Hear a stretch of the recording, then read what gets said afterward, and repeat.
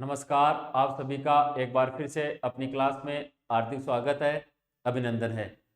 Last class में अपने वायुमंडल टॉपिक स्टार्ट किया था और उस वायुमंडल टॉपिक में अपन ने पहली गैस नाइट्रोजन, ऑक्सीजन और ऑर्गन, तीन गैसों के बारे में परिचर्चा कर चुके थे और चौथी गैस कार्बन डाइऑक्साइड से संबंधित अपन बातें पढ़ रहे थे और कार्बन डाइऑक्साइड से रिलेटेड अपन तीन बातें कर चुके थे, जिसमें अपन ने फर्स्ट ये पढ़ा कि कार्बन डाइऑक्साइड गैस की मात्रा 0.03% पाई जाती है। कार्बन डाइऑक्साइड चौथी सर्वाधिक मात्रा में पाई जाने वाली गैस है। कार्बन डाइऑक्साइड गैस की मात्रा बढ़ने पर टेम्परेचर में वृद्धि होती है। इसका प्रयोग अग्निशामक यंत्रों में किया जाता है, अर्थात ये आग बुझाने में सहायक है। और अंतिम रूप में अपन ने ये पढ़ा, ये भारी गैस है, इसलिए इसका प्रयोग किस में किया जाता है? भारी गैस है, इसलिए यह वायुमंडल के नीचे के भाग में पाई जाती है। ये चार बातें अपन पढ़ चुके थे। कुछ और बातें शेष रह जाती है कार्बन डाइऑक्साइड से रिलेटेड, उन बातों की अभी और परिचर्चा करते हैं। तो देखिए, अपना मेन टॉपिक की बात कर रहे हैं, तो अपना मेन टॉपिक क्या चल रहा था? तो टॉपिक चल रहा था वायुमंडल, एटमॉस्फेयर। वायुमंडल अपना टॉपिक चल रहा था और वायुमंडल के अंदर बात की जाए तो अपन नंबर 4 गैस पढ़ रहे थे और नंबर 4 गैस कौन सी थी? Carbon dioxide, CO2। Carbon dioxide, CO2। ठीक है, और इसके अंदर अपन चार बातें पढ़ चुके थे। अब अपन उसे आगे बढ़ते हैं। देखिए, आगे कार्बन डाइऑक्साइड गैस की बात की जाए तो green house effect, green house प्रभाव, ग्रीन हाउस इफेक्ट तथा ग्रीन हाउस प्रभाव व ग्लोबल वार्मिंग, ग्रीन हाउस प्रभाव व ग्लोबल वार्मिंग के लिए कौन सी गैस सबसे ज्यादा उत्तरदायी है? ग्लोबल वार्मिंग, और अगर बात की जाए तो ग्रीन हाउस प्रभाव के लिए कौन सी गैस सबसे ज्यादा उत्तरदायी है? ठीक है, तो उस गैस का नाम हो जाएगा कार्बन डाइऑक्साइड। कार्बन डाइऑक्साइड सबसे ज्यादा रिस्पॉन्सिबल गैस है, उत्तरदायी गैस है।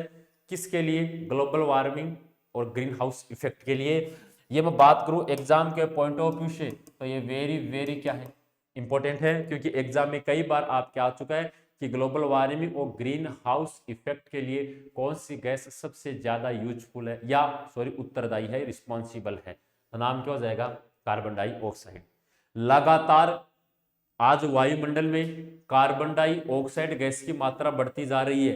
ये सिर्फ अपने देश की बात नहीं है, ये पूरी पृथ्वी जगत पर जितने भी कंट्री हैं, लगभग 207 के आसपास देश हैं, प्रत्येक देश के वायुमंडल में धीरे धीरे कार्बन डाइऑक्साइड गैस की मात्रा बढ़ती जा रही है, जो आने वाले समय में इस मनुष्य जाति के लिए बेहद नुकसान साबित हो सकती है।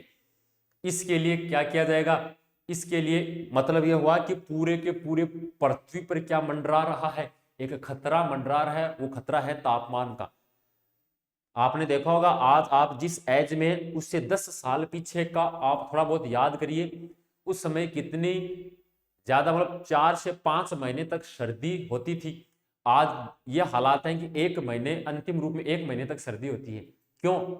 क्योंकि लगातार वायुमंडल में किसकी मात्रा बढ़ती जा रही है? CO2 की मात्रा बढ़ती जा रही है। अगर ऐसे ही मात्रा बढ़ती रही, वो दिन दूर नहीं जिस जिस जिस समय सर्दी आएगी नहीं। अर्थात प्रकृति के साथ छेड़छाड़ हो गया। प्रकृति के अंदर अपना यह है कि वर्षा ऋतु आती है, शीत ऋतु आती है, शरद ऋतु आती है, ग्रीष्म ऋतु आती है। अगर कार्बन डाइऑक्साइड गैस की मात्रा बढ़ती रही तो केवल ग्रीष्म ऋतु ही रह जाएगी, बाकी तो सारी बंद हो जाएगी। इसका मतलब प्रकृति के साथ छेड़छाड़ हुआ, और प्रकृति के साथ जब जब मनुष्य ने छेड़छाड़ की है, हमेशा विनाश ही हुआ है।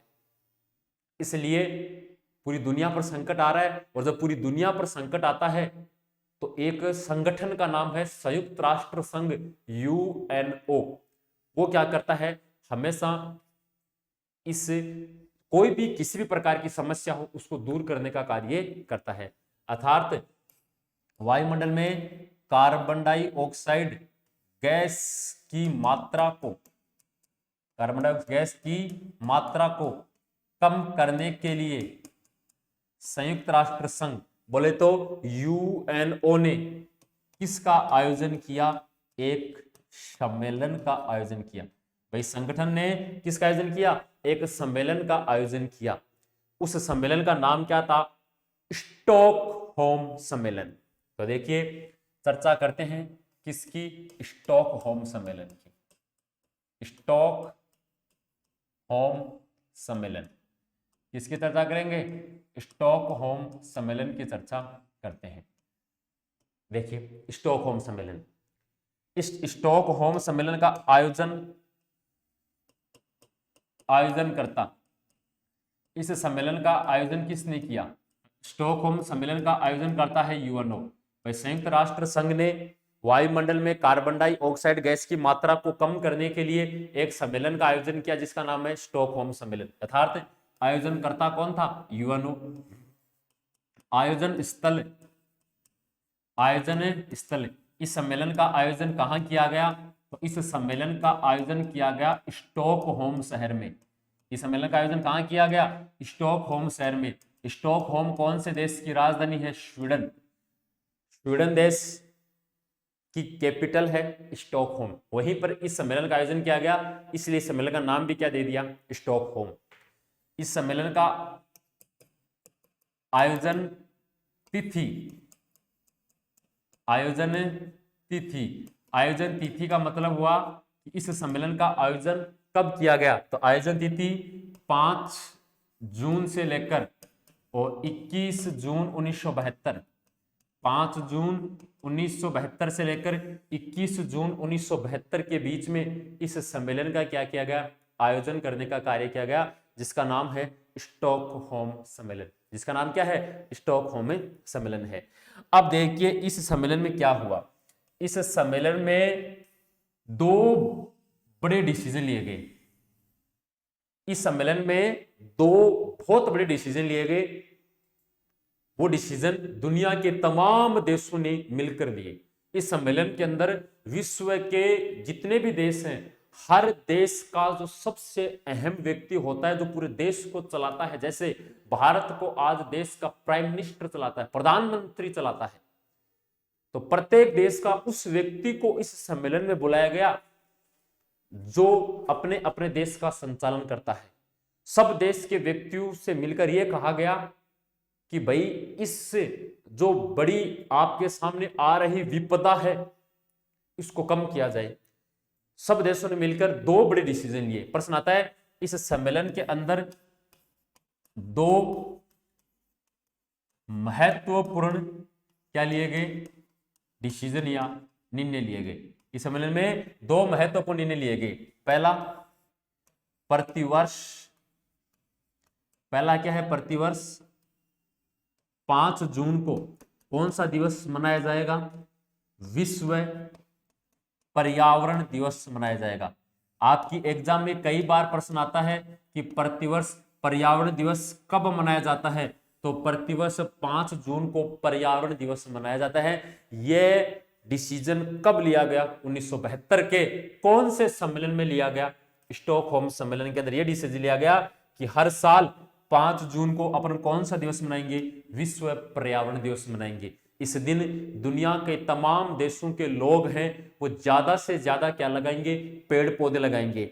अब ज्यादा से ज्यादा पेड़ पौधे लगाएंगे तो वायुमंडल में किसकी मात्रा में कमी आ जाएगी? स्वतः ही अपने आप ही CO2 की मात्रा में कमी आ जाएगी, और जो बड़ी आपदा या जो आपके सामने आ रही है वो कम अपने आप ही खत्म हो जाएगी।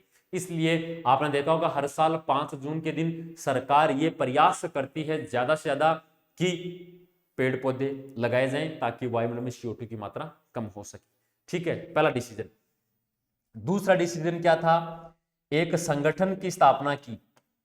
एक क्या बनाया? संगठन, UNEP नामक संगठन की क्या की?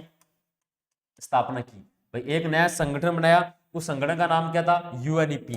यूएनईपी की फुल फॉर्म क्या होती है? यू का मतलब यूनाइटेड, एन का मतलब नेशन, ई का मतलब इन्वायरमेंट, पी का मतलब program. United Nation environment program, संयुक्त राष्ट्र पर्यावरणीय कार्यक्रम नामक एक संगठन की स्थापना की।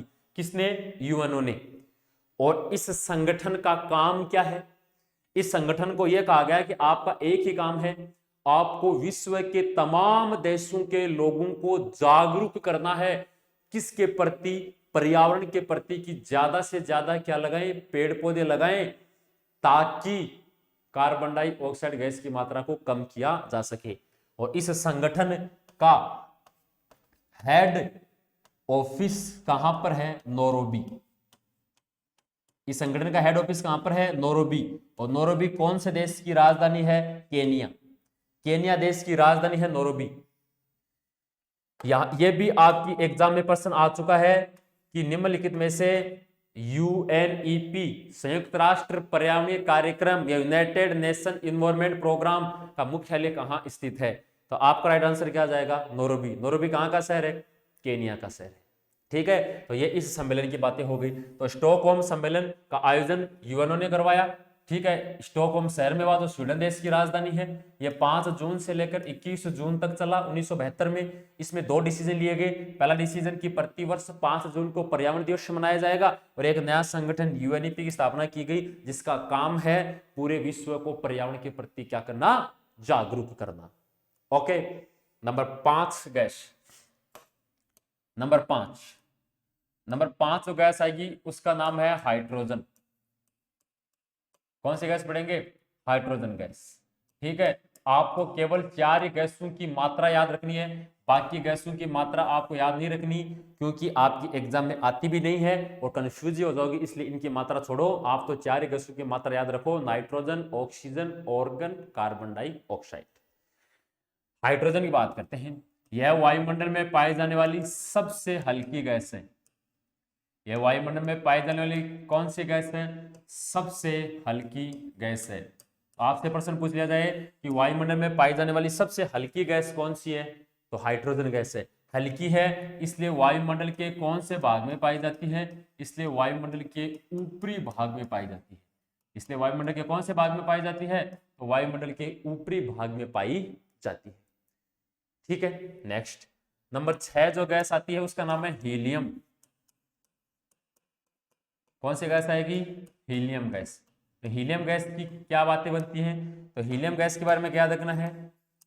यस, वायुमंडल में सबसे हल्की, वायुमंडल में पाई जाने वाली सबसे हल्की अकीरिय गैस है।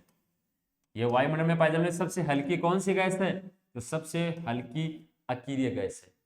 देखो, यह इस पर तो क्या नाम है? यह सबसे हल्की गैस है, और इसमें क्या दे रहा अगला? सबसे हल्की अकीरिय गैस है। दोनों में फर्क है। वही बात आ गई, अकीरिय का मतलब जो अन्य गैस के साथ क्रिया नहीं करती है, और क्रियाशील गैस आपको पता है गैस, जैसे हाइड्रोजन है वो ऑक्सीजन के साथ क्रिया करेगी, पानी बन जाएगा H2O। जबकि हीलियम गैस है वो किसी भी गैस के साथ क्या नहीं करती है? क्रिया नहीं करती है। अलग अलग पर्सन है, और दोनों के दोनों आपके एग्जाम के पॉइंट ऑफ व्यू से बात की जाए ना, तो वेरी वेरी इंपॉर्टेंट भी है। वायुमंडल में पाई जाने वाली सबसे हल्की गैस, आप आंसर देना है हाइड्रोजन। वायुमंडल में पाई जाने वाली सबसे हल्की अकीरिय गैस, आंसर देना है हीलियम। कोई डाउट नहीं है। नेक्स्ट आगे अगर बात की जाए, हीलियम गैस हल्की भी है, अकीरिय भी है, इसलिए इसका प्रयोग वायुयान के टायरों में किसमें करते हैं? इसलिए इसका प्रयोग वायुयान के टायरों में व गुब्बारे भरने में करते हैं। भाई किस में करते हैं? वायुयान के टायरों में व गुब्बारे भरने में कौन सी गैस का यूज होता है? तो कौन सी गैस का यूज होता है? हीलियम गैस का प्रयोग करते हैं। ये एग्जाम्पल आपकी नेवी और एयरफोर्स दोनों की एग्जाम में आ चुका है कि निम्नलिखित में से कौन सी गैस का प्रयोग गुब्बारे भरने व वायुयान के टायरों में किया जाता है? कौन सी ऐसी गैस है? नाम हो जाएगा हीलियम, और सबसे हल्की अकीरिय हीलियम, और सबसे हल्की हाइड्रोजन। यहां से आपको क्या याद रखना है, मतलब इंपॉर्टेंट जो बात बनती क्या बनती है? आपने अक्सर देखा होगा जब अपन छोटे थे तो अपन गुब्बारे लेकर आते थे दुकान से, मेले से, उसको फुलाते थे, फुलाकर हवा में फेंकते थे। मात्र 4 सेकंड, 5 सेकंड या 6 सेकंड के बाद वो गुब्बारा धीरे धीरे वापस जमीन की ओर आ जाता था। लेकिन अपन जब छोटे थे तो टीवी देखते, तो टीवी के अंदर कई बार देखा होगा आपने, पुरानी फिल्मों के अंदर उस टाइम वही चलती थी, उसमें आपने देखा गुब्बारे छोड़ देते वो हवा में चले जाते थे। तो दिमाग में ये बात आती थी कि भाई जो अपन टीवी में देख रहे हैं वो गुब्बारे तो हवा में जा रहे हैं, अपन जो फुला रहे हैं वो वापस धरातल पर आ रहे हैं। क्यों? क्योंकि सर वो गुब्बारा आपने फैलाया है, फुलाया है। आप जो फुला रहे हो इसका मतलब आपने अपने मुख से उसको भरा है। तो आप कौन सी गैस छोड़ते हो? Carbon dioxide. कौन सी गैस ग्रहण करते हो? ऑक्सीजन। अब आपको पता है कार्बन डाइऑक्साइड एक भारी गैस है, अर्थात आपने गुब्बारे में कार्बन डाइऑक्साइड को भर दिया और वो भारी गैस है, तो साहब वो हवा में कैसे ऊपर की ओर कैसे जाएगा? मैंने अभी भी पढ़ाया आपको पिछली क्लास में, लास्ट क्लास में मैंने ये पढ़ाया था कि कार्बन डाइऑक्साइड एक भारी गैस है जो वायुमंडल के नीचे के भाग में पाई जाती है, इसलिए वो गुब्बारा वापस कहां पर आ गया? नीचे। अगर वहां पर आपने उस गुब्बारे में हाइड्रोजन या हीलियम गैस भरी होती तो वो गैस जरूर, वो गुब्बारा कहां जा सकता था? हवा में जा सकता, अधिक ऊंचाई पर जा सकता था। ये कारण है। ये दोनों आप छोटे छोटे कारण हैं, मैंने बता रहा हूं ना। वायुमंडल ऐसा टॉपिक है जो आपने छोटी क्लास में पढ़ा है, बस आपको इसको एक बार दोबारा से रिवाइज करना है दिमाग में, बस और वही कार्य कर चल रहा है। ठीक है, चलिए अगली गैस। नेक्स्ट जो गैस आएगी नंबर 6, 7, ओजोन। कौन सी गैस है? Ozone gas, O3। ठीक है, ओजोन गैस से रिलेटेड 4 प्रश्न बनते हैं, वो चारों प्रश्न एग्जाम में पूछे गए हैं, तो देखना। ओजोन गैस, यह गैस धरातल से, यह गैस धरातल मतलब जमीन से, धरातल से 50 किलोमीटर की ऊंचाई पर, धरातल से कितने किलोमीटर की ऊंचाई पर? 50 किलोमीटर की ऊंचाई पर किसके रूप में पाई जाती है? परत के रूप में पाई जाती है। नेवी 2020, नेवी 2020 की एग्जाम जो फरवरी महीने में लगी थी, उसी की एग्जाम का प्रश्न है। क्या प्रश्न है कि निम्नलिखित में से ओजोन गैस धरातल से कितने किलोमीटर की ऊंचाई पर परत के रूप में पाई जाती है? फिर 4 ऑप्शन थे। आपका ऐसी स्थिति में आपका आंसर क्या होना चाहिए? आपका आंसर होना चाहिए 50 किलोमीटर। जमीन से 50 किलोमीटर की ऊंचाई पर एक लेयर के रूप में पाई जाती है। कौन सी गैस? ओजोन गैस, जो इस पृथ्वी जगत पर जो प्राणी है उसके लिए बहुत सहायक है। कैसे? देखना, ओजोन गैस जो है ना, यह उसकी जो परत है, यह है पृथ्वी वासियों की, ये क्या करता है? पृथ्वी वासियों की हानिकारक पराबैंगनी किरणों से रक्षा करता है। हानिकारक जो पराबैंगनी किरण है, हानिकारक कौन सी किरण है? जो पराबैंगनी किरण है, इनसे पृथ्वीवासियों की क्या करता है? रक्षा करती है। कौन सी परत? ओजोन परत, जो इन किरणों को रोक लेती है, जमीन तक या धरातल तक आने नहीं देती है, जिससे मनुष्य जो है वो बच जाता है। ठीक है, आगे देखिए। ओजोन परत जो है ना, उसमें लगातार क्या हो रहे हैं? छिद्र हो रहे हैं, छेद होने लग गए। प्रश्न आता है, ओजोन परत में सर्वप्रथम छिद्र का पता कब चला? ओजोन परत में सर्वप्रथम छिद्र का पता वर्ष 1985 में। कब लगा? वर्ष 1985 में ओजोन परत में प्रथम छिद्र का पता लगाया वैज्ञानिकों ने। यह प्रश्न 2015 से लेकर 2020 के फरवरी महीने तक जो जितने भी एग्जाम हुई अपने नेवी एयरफोर्स की, उसमें 8-9 बार आ गया। ये अपने नहीं, एसएससी जैसी जो बड़ी एग्जाम होती है उनके अंदर भी सीधा प्रश्न आता है कि ओजोन परत में सर्वप्रथम छिद्र का पता कब लगा। तो ओजोन परत में जो पहला छिद्र है, इसका पता वर्ष 1985 में लगाया गया। कब लगाया गया? वर्ष 1985 में। और कहां पता चला? अंटार्कटिक महाद्वीप में। कौन से महाद्वीप में? अंटार्कटिक महाद्वीप के अंदर इसका पता लगाया गया। लेकिन ये छिद्र हो रहे हैं, इसका पता भी लग गया कि क्यों हो रहे हैं। तो प्रश्न आता है, ओजोन परत में छिद्र के लिए कौन सी गैस उत्तरदायी है? ओजोन परत में जो छिद्र हो रहे हैं, इसके लिए कौन सी ऐसी गैस है जो उत्तरदायी है? तो उस गैस का नाम है CFC, क्लोरोफ्लोरोकार्बन। क्लोरोफ्लोरोकार्बन जो गैस है, ये ओजोन परत में छिद्र के लिए सबसे अधिक उत्तरदायी है। यह भी आपकी एग्जाम में प्रश्न आ गया कि कि ओजोन परत में छिद्र के लिए सबसे अधिक उत्तरदायी गैस कौन सी है? सीएफसी। कहां से आती है? फ्रीज, एसी जो होती है ना, उनसे यह गैस निकलती है, सीएफसी। इसके अलावा ये तो पहली सबसे बड़ी उत्तरदायी गैस है। दूसरी उत्तरदायी गैस है नाइट्रोजन ऑक्साइड। दूसरी सबसे अधिक उत्तरदायी गैस अगर आपसे पूछी जाए, दूसरी अगर आपसे सबसे अधिक उत्तरदायी गैस पूछी जाए तो नाइट्रोजन ऑक्साइड। जो बड़े बड़े जो सेना के युद्ध लड़ाकू विमान होते हैं, जैसे कोई भी लड़ाकू विमान ले लो, जैसे Chinook, Apache, Jaguar, MiG, Mirage, ये भारतीय सेना के बड़े बड़े लड़ाकू विमान हैं जो दुश्मनों को छक्के छुड़ाने में सहायक हैं। जब वो उड़ान भरते हैं तो उनसे जो धुआं निकलता है, उस धुएं में कौन सी गैस निकलती है? नाइट्रोजन ऑक्साइड, जिससे भी इस परत में लगातार क्या हो रहे हैं? छिद्र हो रहे हैं। तो ओजोन परत में छिद्र के लिए सबसे अधिक उत्तरदायी गैस कौन सी है? CFC, chlorofluorocarbon. और दूसरी सबसे अधिक उत्तरदायी गैस कौन सी है? Nitrogen oxide. इसमें छिद्र का पता कब चला? 1985 में चला।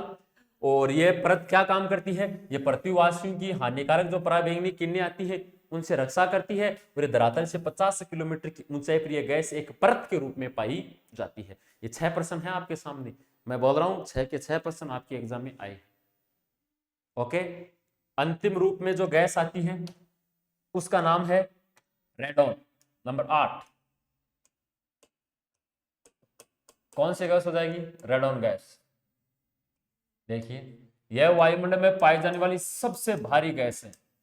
आपसे प्रश्न पूछ ले कि वायुमंडल में पाई जाने वाली सबसे भारी गैस कौन सी है, तो सबसे भारी गैस कौन सी है?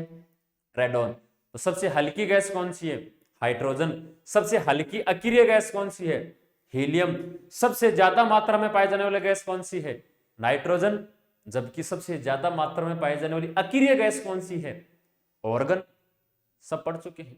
तो सबसे ज्यादा मात्रा में या सबसे भारी गैस कौन सी है? रेडॉन है। रेडॉन के बाद दूसरी सबसे भारी गैस है कार्बन डाइऑक्साइड। और आपके एग्जाम में कार्बन डाइऑक्साइड के बारे में आया था, निम्नलिखित में से कौन सी सबसे भारी गैस है? Carbon dioxide, nitrogen, oxygen, organ.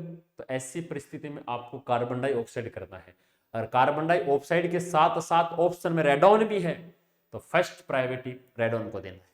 ठीक है, चलिए, रेडॉन गैस है वो धरातलीय चट्टानों में पाई जाती है। सामान्यतः कहां पाई जाती है? धरातलीय चट्टानों में पाई जाती है। कहां पाई जाती है? धरातलीय चट्टानों में पाई जाती है। कहने का मतलब जो पहाड़ी क्षेत्र होते हैं ना, इन पहाड़ियों के अंदर यह गैस पाई जाती है। आप जिस स्थान पर अभी बैठे हैं उस स्थान पर रेडॉन गैस की मात्रा 0 है। आप जहां पर भी बैठे हैं वहां पर रेडॉन गैस की मात्रा कितनी है? 0% है। लेकिन मान लो सपोज करो आप जहां पर बैठे हैं उस वायुमंडल में मान लो रेडॉन गैस की मात्रा अचानक आ गई या बढ़ गई, है नहीं लेकिन अचानक हो गई, इसका मतलब क्या हुआ? श्योर भूकंप आएगा।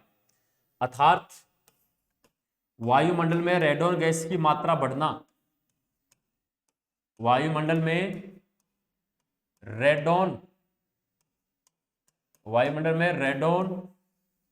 गैस की मात्रा बढ़ना किसका संकेत होता है? प्राकृतिक आपदा, भूकंप का संकेत होता है। ठीक है, भूकंप का पता लगाया जाता है कि साहब भूकंप आया है, वो पता कैसे लगता है? हाँ, भूकंप मापने का यंत्र भी होता है, लेकिन एक्चुअल में क्या होता है? मान लो अपना ये वायुमंडल है, इसके अंदर वाली भी 0% मात्रा है, मान लो 0.0000001% मान लो रेडॉन गैस की मात्रा बढ़ गई, इसका मतलब भूकंप आएगा। आपको पता है भूकंप आता है उसमें धरती या पृथ्वी हिलती है तो इसमें क्या पड़ती है? दरार पड़ती है, और दरारों से बाद में कौन सी गैस निकलती है? रेडॉन गैस निकलती है। तो 3 बड़े प्रश्न है, निम्नलिखित में से कौन सी ऐसी गैस है जो धरातलीय चट्टानों में पाई जाती है? रेडॉन। यह वायुमंडल में पाई जाने वाली कौन सी गैस है? सबसे भारी गैस है। इसके अलावा बात की जाए तो वायुमंडल में कौन सी गैस की मात्रा बढ़ने पर भूकंप आने का संकेत होता है? तो रेडॉन गैस की मात्रा बढ़ने पर भूकंप आने का संकेत होता है। ठीक है, यहां तक आपका टॉपिक गैस जो था वो कंप्लीट होता है। अब अपन इसके आगे क्या पढ़ेंगे, धूल के कण से संबंधित परिचर्चा करें। भाई तो भाई गैस है, अपन ने तो वायुमंडल को 3 भागों में विभाजित किया था, गैस, धूल के कण और जलवाष्प, 3 भागों में पढ़ रहे थे। इसमें से अपना फर्स्ट भाग गैस कंप्लीट है। अब इन गैसों का मैं आपको निचोड़ देता हूं, निचोड़ का मतलब इंपॉर्टेंट जानकारी देता हूं, अर्थात गैसों से संबंधित अन्य तथ्य, गैसों से संबंधित अन्य तथ्य, गैसों से संबंधित इंपॉर्टेंट फैक्ट, क्या पता यहीं से एग्जाम में प्रश्न आ जाए, ठीक है ना। तो चलिए फर्स्ट इंपॉर्टेंट फैक्ट की बात करता हूं मैं। फर्स्ट है सर्वाधिक मात्रा में पाई जाने वाली गैस,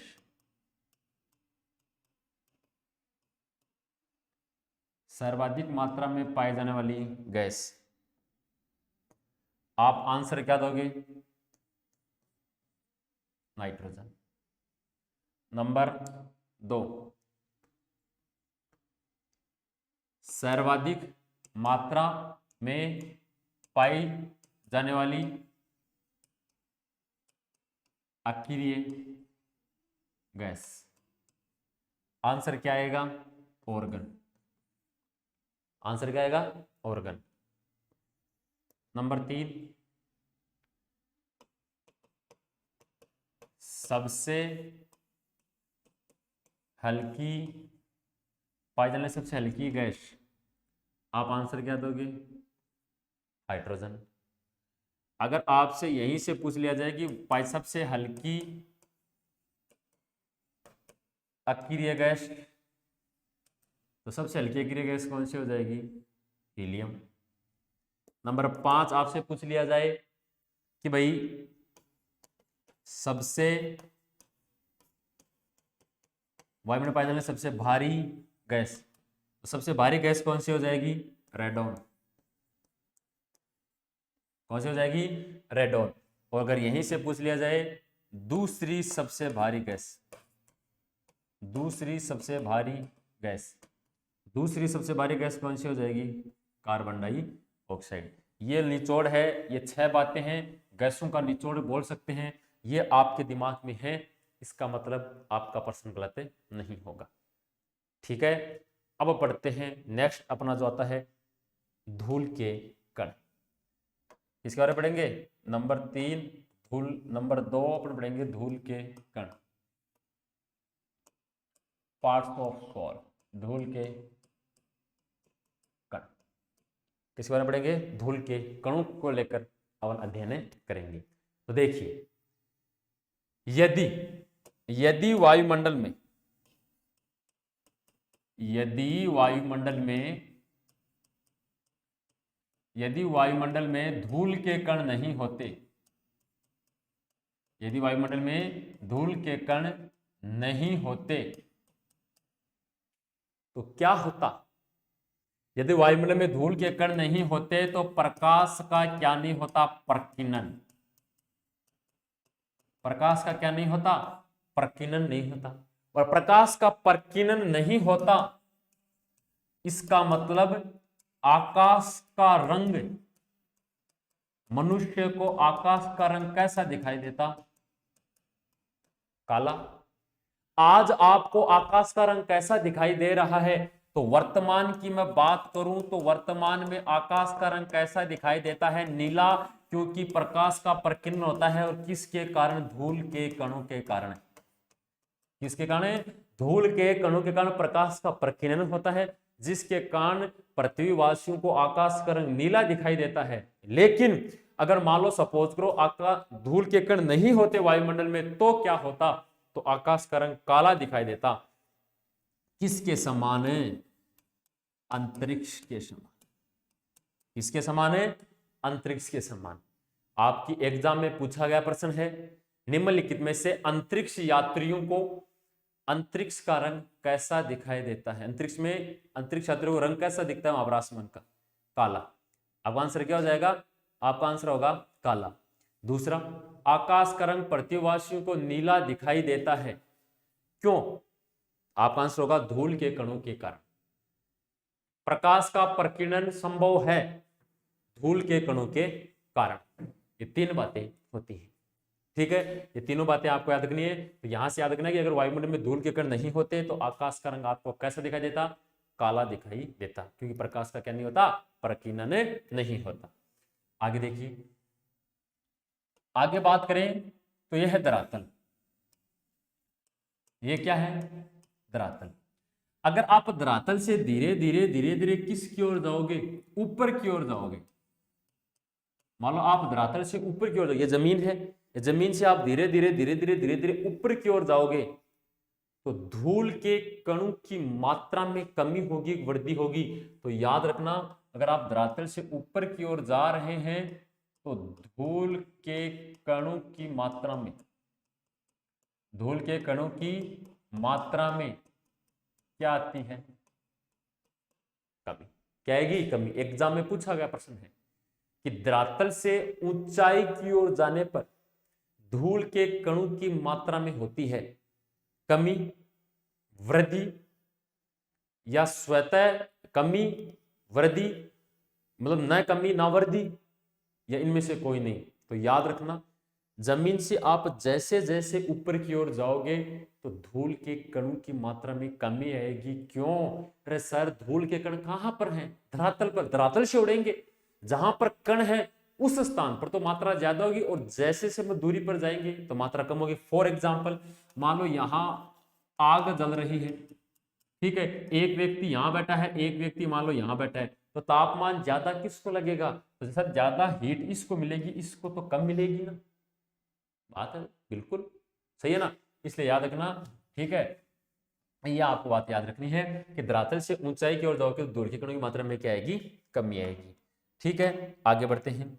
नेक्स्ट अगर बात की जाए, ये मान लो अपना ये पूरी पृथ्वी है, ये क्या है? पूरी पृथ्वी। और आप पूरी पृथ्वी को दो बराबर भागों में कौन सी रेखा बांटती है? भूमध्य रेखा। भाई पूरी पृथ्वी को दो बराबर भागों में कौन सी रेखा है जो बांटने का कार्य करती है? उस रेखा का नाम क्या हो जाएगा? भूमध्य रेखा। इस पूरी पृथ्वी को दो भागों में बांटती है। एक का तो नाम हो जाएगा उत्तरी गोलार्ध, एक का तो नाम क्या हो जाएगा? उत्तरी गोलार्ध। एक का नाम हो जाएगा दक्षिणी गोलार्ध। एक का तो नाम हो जाएगा उत्तरी गोलार्ध और दूसरे का नाम क्या हो जाएगा? दक्षिणी गोलार्ध। दो भागों में बंट गई। प्रश्न आता है, उत्तरी गोलार्ध में धूल के कणों की मात्रा में कमी आएगी, उत्तरी गोलार्ध में धूल के कणों की मात्रा में कमी आएगी, या दक्षिणी गोलार्ध में धूल के कणों की मात्रा में कमी होती है? याद रखना, ये जो ऊपर वाला हिस्सा है उत्तरी गोलार्ध, इस पूरी पृथ्वी का जो ऊपर वाला हिस्सा है, इस हिस्से में तो धूल के कणों की मात्रा में होती है ज्यादा वृद्धि, और ये जो भाग बच गया नीचे का, इस भाग में धूल के कणों की मात्रा में क्या होती है? वायुमंडल में क्या पाई जाती है? कमी। क्यों? क्योंकि सहारा, थार, गोबी, रुब अल खली, ठीक है, जैसे बड़े बड़े जो मरुस्थल हैं, मरुस्थल या इसकी जगह आप रेगिस्तान शब्द का प्रयोग कर सकते हैं। ये बड़े बड़े जो रेगिस्तान हैं, ये सारे के सारे इस उत्तरी गोलार्ध में पाए जाते हैं। इस वाले हिस्से में जो देश आते हैं उनमें पाए जाते हैं, जबकि इन हिस्से के अंदर जो देश है ना, इनके अंदर पानी की मात्रा ज्यादा है इस साइड में, और मरुस्थलीय क्षेत्रों की संख्या कम है। इसलिए दक्षिणी गोलार्ध में धूल के कणों की मात्रा में कमी होती है, जबकि उत्तरी गोलार्ध में धूल के कणों की मात्रा में क्या होती है बच्चा? सदैव वृद्धि होती है। ठीक है, चलिए, ये तो हो गई किसकी बात? धूल के कणों की बात। अंतिम रूप में अपन किसकी बात करेंगे? अंतिम रूप में अपन बात करेंगे जलवाष्प। किसकी बात करेंगे? जल वाष्प। और जलवाष्प को अपन अपने सामान्य भाषा में क्या बोलते हैं? ओस। क्या बोलते हैं? ओस। तो जलवाष्प को लेकर अपन क्या करते हैं, परिचर्चा करते हैं। तो देखिए सामान्यतः वायुमंडल में 0 से 4% जलवाष्प की मात्रा पाई जाती है। वायुमंडल में सामान्यतः कितने प्रतिशत जलवाष्प की मात्रा पाई जाती है? तो वायुमंडल में सामान्यतः 4% जलवाष्प की मात्रा पाई जाती है। 4% जलवाष्प की मात्रा सामान्यतः पाई जाती है। अगर मान लो 100% जलवाष्प की मात्रा अगर वायुमंडल में पाई जाती तो क्या होता? अगर 100% जलवाष्प की मात्रा वायुमंडल में पाई जाती ना बच्चा, तो ऐसी स्थिति में आप जब ऐसे हाथ घुमाते हवा में तो आपके हाथ पर पानी पानी होता। अरे जलवाष्प कैसे बनती है? आपको पता होगा कि दोपहर के समय सूर्य की किरण बिल्कुल सीधी धरातल पर आती है, जिससे धरातल के ऊपर जो पानी होता है वो वाष्पित होता है, भाप बन जाता है और वो उड़ता है। भाप हल्की होती है इसलिए वो धीरे धीरे ऊपर की ओर चली जाती है। जैसे सूर्यास्त हुआ वही भाप में से 80 से 90% तो खत्म हो जाती है, 5-4% बचती है भाप। वो पानी की बूंद बनकर वापस जमीन पर आ जाती है, क्योंकि पानी की बूंद क्या होती है भाई, भारी होती है। आपने घरों में पानी गर्म किया होगा, किसी भी पात्र में आपने उस पर ढक लगा रखा है, गर्म उसको हटाओ तो आपको उसके नीचे पानी पानी पानी पानी बूंद सी मिलेगी, वो भाप ही तो है। नहीं पढ़ाएगा छोटे क्लासों में? जैसे मान लो ये तालाब है, ये सूर्य है, इसकी किरण बिल्कुल धरातल पर आएगी तो पानी भाप बनकर ऊपर की ओर चला जाएगा। जैसे सूर्यास्त होगा तो अधिकांश पानी तो नष्ट हो जाएगा, कुछ पानी बचेगा, वो सुबह आपको ओस के रूप में कहां पर मिलता है? पेड़ पौधों पत्तों पर ओस के रूप में आपको देखने को मिलता है। ठीक है, चलिए नेक्स्ट, जलवाष्प के कारण वर्षा का होना। ठीक है, इसके अलावा बर्फ का गिरना,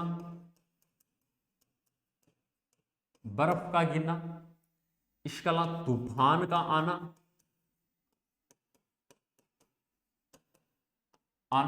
ओलावृष्टि होना,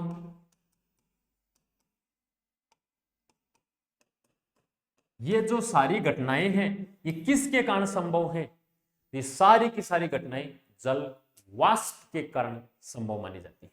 किसके कारण संभव मानी जाती है? जल वाष्प के कारण संभव मानी जाती है। ठीक है, आगे देखिए, अगर मैं धरातल से,